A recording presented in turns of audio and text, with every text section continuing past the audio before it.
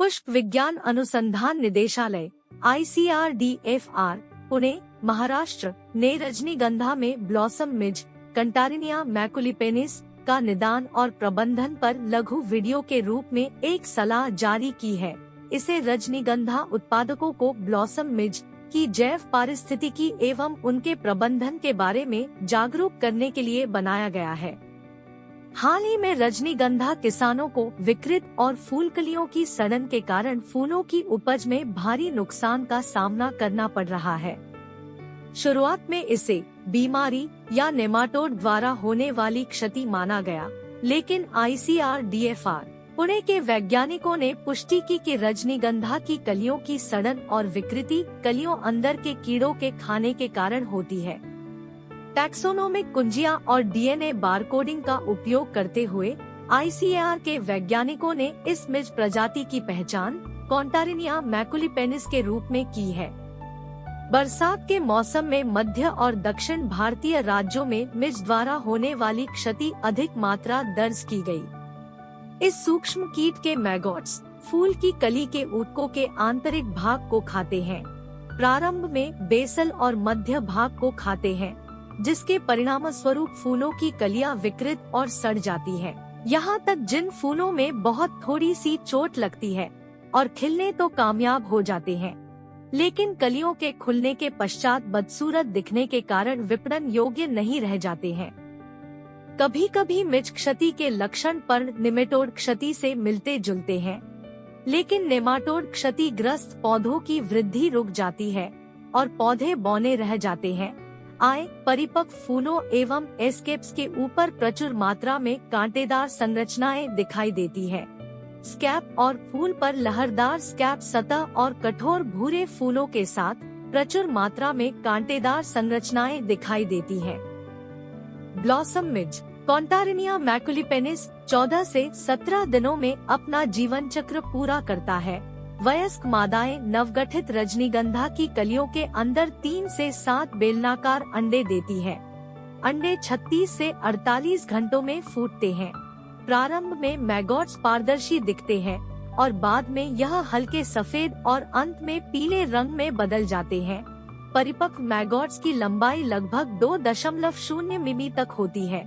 यह जमीन पर कूदते हैं और मिट्टी के कोकून में प्यूपा बनाते हैं। प्यूपा बनने के 7 से 12 दिन बाद शाम के समय वयस्क निकल आते हैं। वयस्क मक्खियां लगभग 3 दिनों तक जीवित रहती हैं।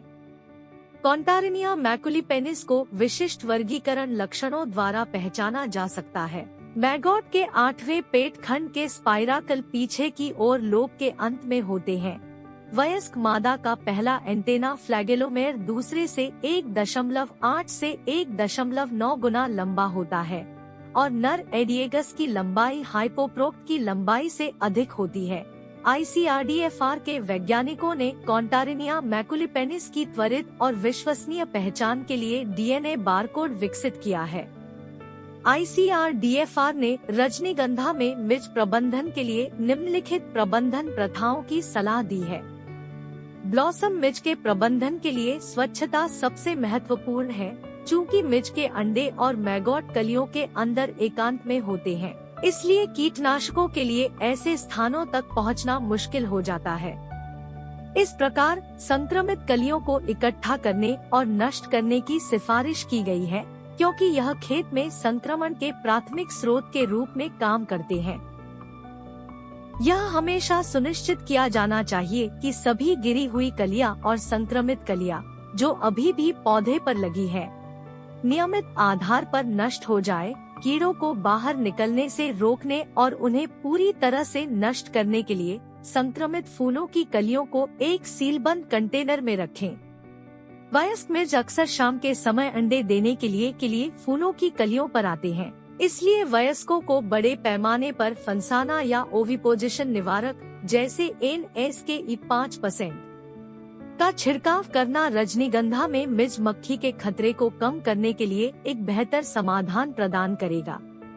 वयस्क मक्खियों को बड़े पैमाने पर फंसाने के लिए पीले चिपचिपे जाल 100 जाल हेक्टेयर की दर से उपयोग किया जा सकता है। परिपक्व मैगोट्स मिट्टी के कोकून के अंदर प्यूपा बनाने के लिए कलियों से बाहर निकलते हैं, लेकिन सफल प्यूपाकरण केवल नम मिट्टी में होता है। यह देखा गया कि कीड़े सूखी मिट्टी के अंदर प्यूपा बनाने में विफल रहते हैं। इसलिए यह सुझाव दिया जाता है कि प्यूपा बनने की दर को कम करने के लिए दोनों पंक्तियों के बीच की मिट्टी को सूखा रखें। यद्यपि कोकून बनने से पहले कीड़ों को मिट्टी के कीटनाशकों से मारा जा सकता है, रजनीगंधा की पंक्तियों के बीच मिट्टी को नियमित जुताई की जानी चाहिए। यह कीटों के जीवन चक्र को बाधित करता है और उन्हें मिट्टी से बाहर निकलने से रोकता है। ब्लॉसम मिज के प्रभावी प्रबंधन के लिए अनुशंसित प्रथाओं को पूरे गांव या इलाके में सामूहिक रूप से लागू करना चाहिए। रासायनिक कीटनाशकों का छिड़काव न करें, क्योंकि वे कलियों और मिट्टी के भीतर में जीवन चरणों तक प्रभावी ढंग से नहीं पहुंच पाते हैं। यह रासायनिक कीटनाशक पर्यावरण को प्रदूषित कर सकता है। यह कीट ट्यूबरोज के अलावा चमेली, हिबिस्कस, टमाटर और मिर्च को हानि पहुंचाता है। इसलिए ट्यूबरोज की फसल को मिर्च की अन्य मेजबान फसलों के पास नहीं उगना चाहिए।